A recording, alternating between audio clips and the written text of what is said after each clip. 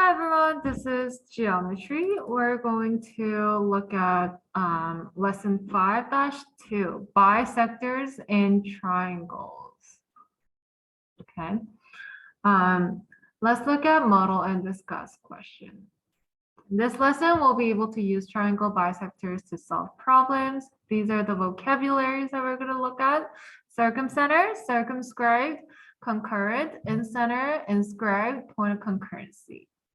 Okay, a sporting goods company has 3 stores in 3 different towns. They want to build a distribution center so that the distance from each store to the distribution center is as close to equal as possible. Okay, so what if you have 3 points that you want the same distance to? Like you want to find a point or any location pointer points where you have the same distance away from these 3 different points. So part A, points A, B, and C represent the locations of the 3 stores. Trace the points on a piece of paper. Locate a point D that appears to be the same distance from A, B, and C by sight only. By sight only. You're not going to use any tools. Okay. But on a piece of paper, you will trace the points by using your textbook. You're gonna put the paper on top. Try to trace it. B and C. Okay, I have traced it over here like this. Okay, and then by sight only, we're going to try to find the distance where all the distances are the same. So this is my best guess by sight. Okay, I have a point in the middle. That's my guess. Of course, it's not accurate. I'm just using my sight, but you can plot your point. Okay. Part B. Measure the lengths from points A, B, and C to point D on your diagram. Are the lengths equal? If not, can you find a better location for point D? So now we're going to use a ruler to measure the lengths to our points. Okay, I'm measuring my point A to my point P, and it's about 3.2 centimeters. Okay, so my distance from point A to P is 3.2. What about B to my point P? It's about 2.4 centimeters. Oh, different. And then C to P is 2.9. Okay. So 2.9 and 3.2, they're pretty close, but 2.4 is very far off. So we want to go I want to go further from A and C and get a little bit closer to B. So then you should measure your distances from points A, B, C to your point D on your diagram and see if you can make a better guess. So part C, what do you think is the quickest way to find the best point D in similar situations?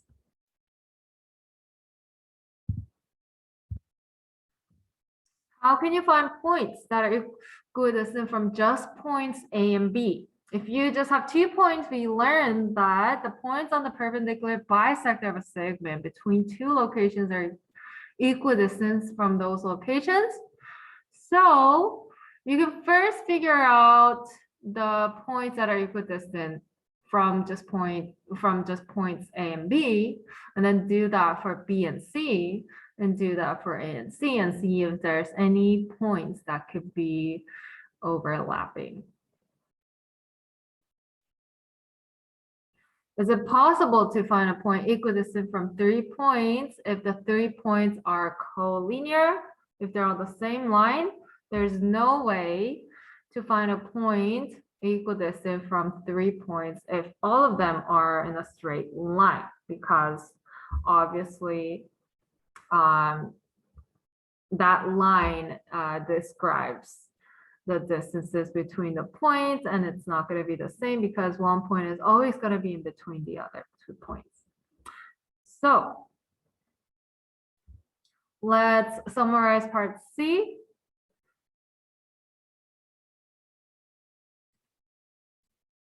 Okay, so you can find the points that are equidistant from 2 source first and measure to see if there are any points that are the same distance from the third source.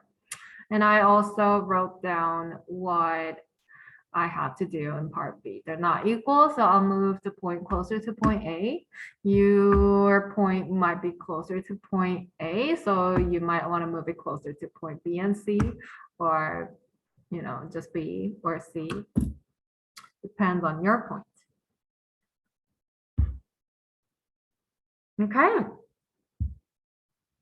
Let's think about this essential question. What are the properties of perpendicular bisectors in a triangle? What are the properties of the angle bisectors in a triangle? Right? So we have a theorem 5-5, concurrency of perpendicular bisectors. The perpendicular bisectors of the sides of a triangle are concurrent, means it happens at the same time. At a point equidistant from the vertices. Okay, so if you look at this figure, how does the figure show that there are perpendicular bisectors? How do you know? You see there are concurrency marks at each side, showing that each side has been bisected, right? You have sides that are equal length, so it's a bisector. And you see the angles, the right angle sign. So this right angle symbol shows that the bisector is perpendicular to the sides. So we got 3 perpendicular bisectors. And so what's special about this point P? This point P is a point where all 3 perpendicular bisectors intersect. Okay, aha. So if you construct perpendicular bisectors from all the lines, you will find the concurrency of perpendicular bisectors, and that could be the equidistant point from the other points. So if this happens, then D, F, G, the perpendicular bisectors intersect at P, and PA is equal to PB and PC. So the distances between all 3 points are the same. That's the theorem 5-5. Concurrency of perpendicular bisectors make equidistant from all the vertices. Okay, example 1. Proof theorem 5.5.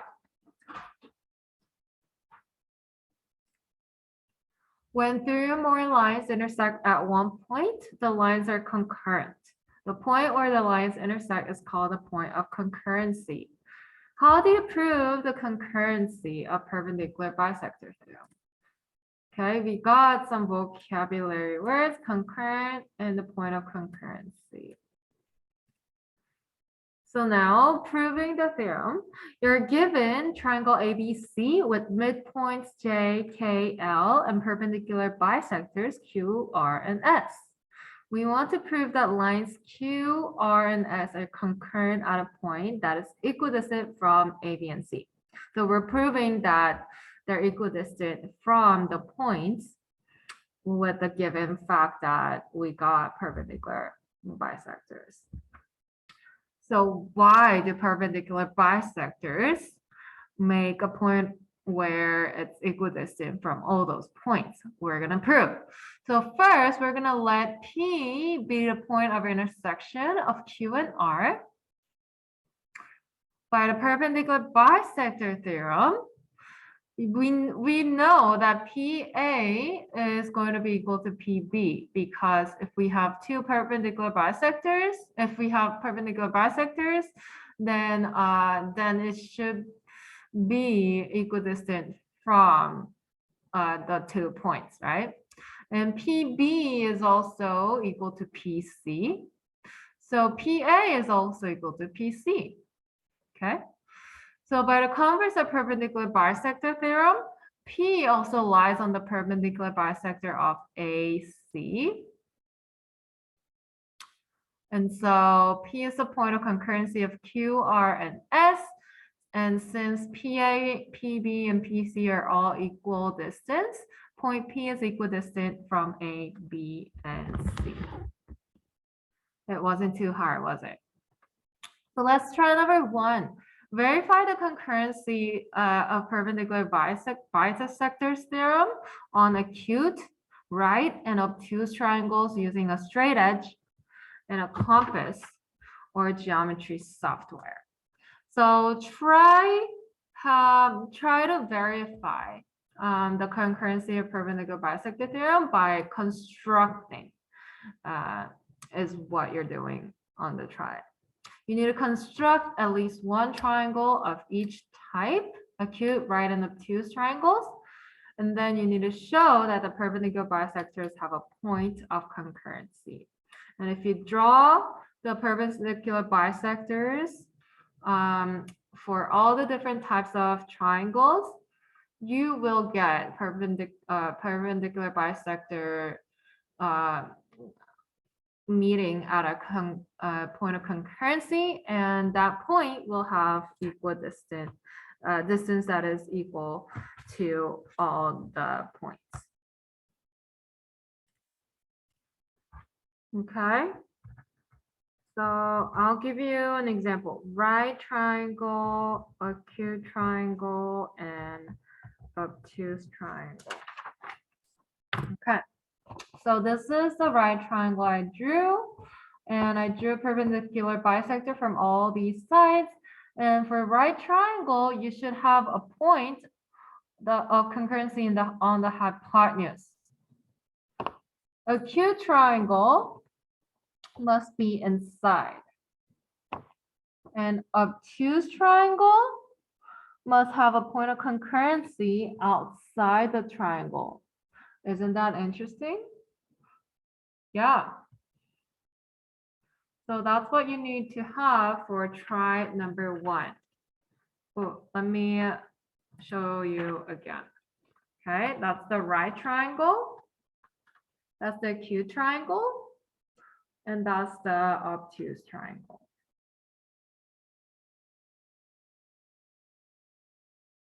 Okay. Right, example number 2. Investigate circumscribed circles. How can you construct a circle that contains the 3 vertices of a given triangle? All right, here's a definition. A circle that contains all 3 vertices of a triangle is a circumscribed circle of the triangle. So circumscribed means circle that has all 3 vertices of the triangle. So if you have a triangle, there's going to be exactly one circle that that contains all 3 vertices of any triangles, okay? And that's going to be the circumscribed circle of the triangle. So all points of the circle on a circle are equidistant from the center of the circle, because obviously that's how circles work. It has a center and it has a radius that's equidistant from all the points on the circle. The vertices of the triangle must be equidistant from the center of the triangle. So by the concurrency of perpendicular bisectors theorem, the perpendicular bisectors intersect at a point that is equidistant from the vertices. Isn't that interesting? Okay. So the point of concurrency of the perpendicular bisectors of a triangle is the circumcenter. Okay, another vocab. Circumcenter. And so the circumcenter is the center of the circumscribed circle of the triangle. Okay, circumcenter is different from the point of concurrency. Okay, this is another point that we're gonna learn. Circumcenter. Circumcenter is going to be the center of the circumscribed circle. First, construct two perpendicular bisectors to find the circumcenter. And then you're going to construct the circle centered on the circumcenter passing through any vertex. Oh, wait, yeah. So circumcenter is going to be what you're going to call the point where it's equidistant from all the points, all the vertices. So try number 2. What conjecture can you make about the location of the circumcenter for acute, right, and obtuse angles? Okay.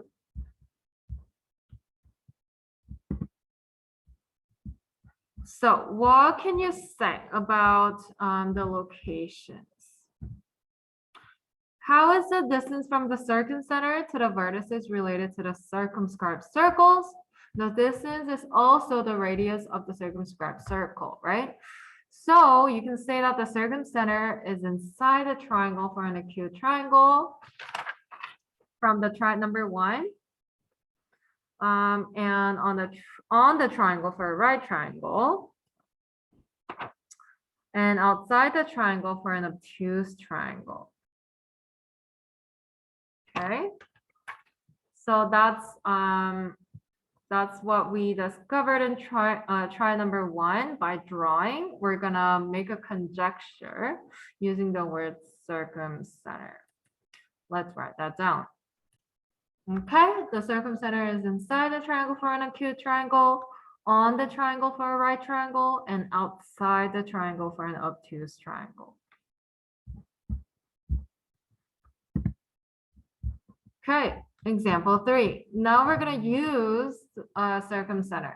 A city manager wants to place a new emergency siren so that it is the same distance from the school, hospital, and recreation center.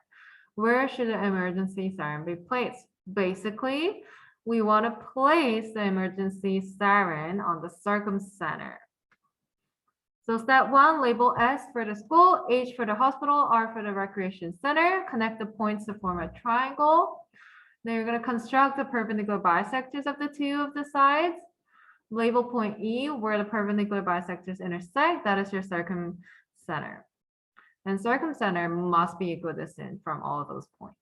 So the city manager should place the emergency siren at point E because it is equidistant to the 3 locations.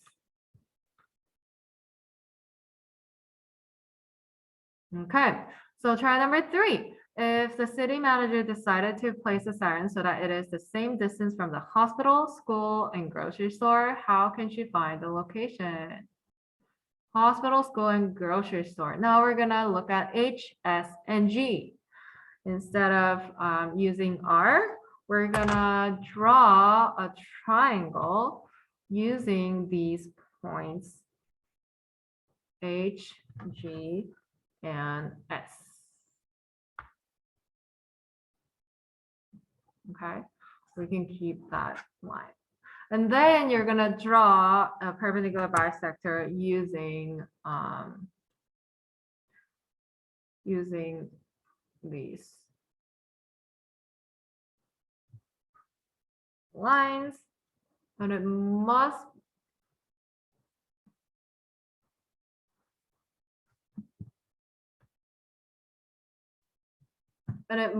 be, it looks like almost like a right triangle, so it must be fairly close to the line over here from HS. Okay. So Make sure you know how to construct the rest of the triangle with the hospital, school, and grocery store as vertices. And construct two of the perpendicular bisectors. Place the center at the point of concurrency, which is here. Okay, so it's about in the middle. So draw that. It's gonna be about here, right? Draw it more accurately. Okay, another kind of special segment in a triangle is the angle bisector. Like the perpendicular bisectors of a triangle, the angle bisectors of a triangle also have a point of concurrency. So theorem 5-6 says that the angle bisectors of the angles of the triangle are concurrent at a point equidistant from the sides of the triangle. So if we have angle bisectors and the point of concurrency for angle bisectors instead of perpendicular bisectors, we have J, K, and L intersect at Q. And that means we have the same distance from Q to the midpoints of these, wait, no, not the midpoint, Q to each line. So it's equidistant to the lines instead of the vertices.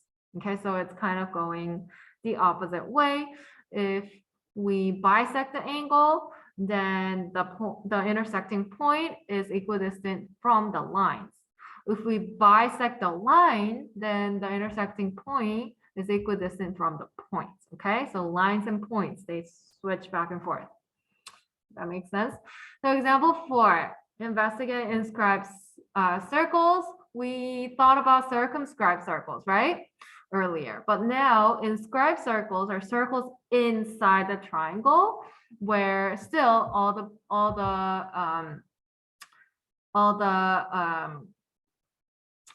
sides, all the points on the circle meet the sides of the triangle. Okay, so none of the points on the circle are outside the triangle. It must be exactly in the triangle. The sides of the triangles must be equidistant from the center of the circle. So by the concurrency of angle bisector theorem, the angle bisectors of a triangle intersect at a point that's equidistant from the sides of the triangle. And the point of concurrency of the angle bisectors of a triangle is the incenter. It's called the incenter. That is another vocabulary. Instead of circumcenter, we got incenter now, okay? So the incenter is the center of the inscribed circle of the triangle. Inscribed circle and incenter. Actually, I just want to hide this word. Okay, good. So if we investigate the different triangles, wait, before we do that, how do you construct an incenter? First, you construct two angle bisectors to find the incenters, okay? You can use protractors or protractor to measure it and then split that in half, okay? And then you construct a perpendicular segment from the incenter to any side that must be equidistant to any side. And you can construct the circle center on the incenter and passing through the point of intersection because that must be your radius. So using your compass, put your tip of the compass in the center and then measure the one perpendicular segment and then draw a circle. And that should be the same distance to the other sides as well. So thinking about try number 4. Do you think the incenter of a triangle can ever be located on a side of a triangle? Think about different types of triangles. Could it actually be located on the side of a triangle, the incenters? Well, think about the definition. Incenter must be inside the triangle or the,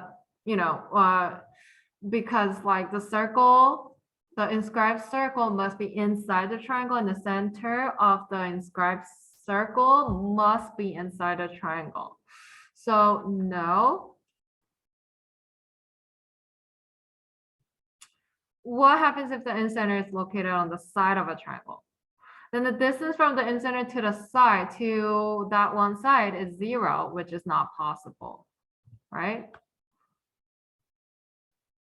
You can say incenter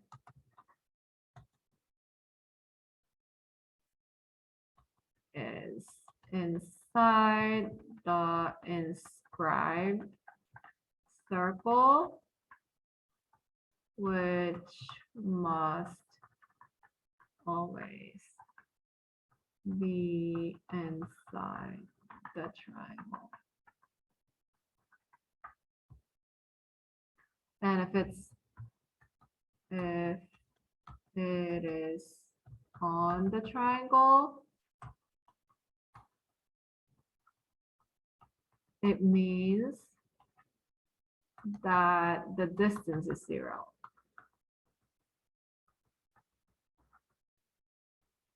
Which is not possible. Okay, so identify and use the incenter of the triangle. If QP is 3 times x plus 1 and RP is 5x minus 3, what's the radius of the inscribed circle? Triangle JKAL. We already know that P is the incenter of this triangle because why? We have the information that's a bisector. It's the intersecting point of the bisectors, the 2 bisectors here, and it's also perpendicular to these points connected. So QP and QR must be equal length, right? By the by this theorem 5-6, concurrency of angle bisectors. So make them equal to each other, the expressions, and then solve for x. X is 3. And then your radius, you can just choose any either QP or RP and solve for it. They should both be 12. So radius of the inscribed circle is 12. Okay. So let's try number 5 by ourselves. See if you can do it by yourself. Come back when you're ready. All right, so you know that this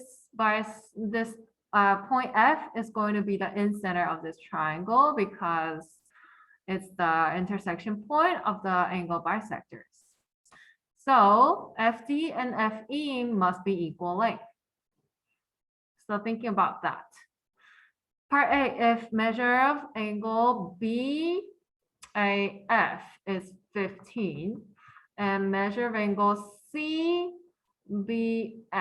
is 52, okay, what is ACF? Okay, we know that the triangle sum theorem has, all the angles must be 180 degrees. So angle A is 30 degrees. Angle B is 104 degrees if you multiply them by 2 because they're angle bisectors, right? And so 180 minus 30 plus 104 is going to be 134. And so you get what? 46 degrees, right? Yeah.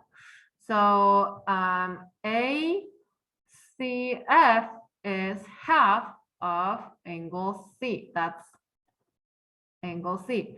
So that's going to be 46. ACF is 46 divided by 2, 23 degrees. Okay, don't forget to divide it by 2. Part B, if EF is 3y minus 5 and DF is 2y plus 4, which they must be equal length, what's the distance from F to AB? And this must also be equal length. So you can first figure out y by setting them equal to each other. Right? So 3y minus 5 is equal to 2y plus 4. Subtract 2y on both sides. Add 5 on both sides. And y is 9. So you can choose either expression to figure out the distance of all these lengths, perpendicular segments, right? And that's gonna be the radius of the incenter, in circle. So 3y minus 5, I'm gonna use that one. 3 times 9 minus 5, 27 minus 5 is 22. So the distance is 22. Okay. All right, that was lesson 2. To summarize our lesson, we looked at bisectors in triangles. So 2 properties, perpendicular bisectors and angle bisectors. Perpendicular bisectors intersect at the circumcenter. Angle bisectors intersect at the incenter. So please keep that vocab in mind. These are very important. The circumcenter is equidistant from the vertices, and the incenter is equidistant from the sides. And also, we know that the circle that contains all these vertices for the for perpendicular bisector, the earths are going to be the circumscribed circle. Okay, and circumcenter is the center of the circumscribed circle. Okay, and what is the property for the incenter? Incenter is the center of the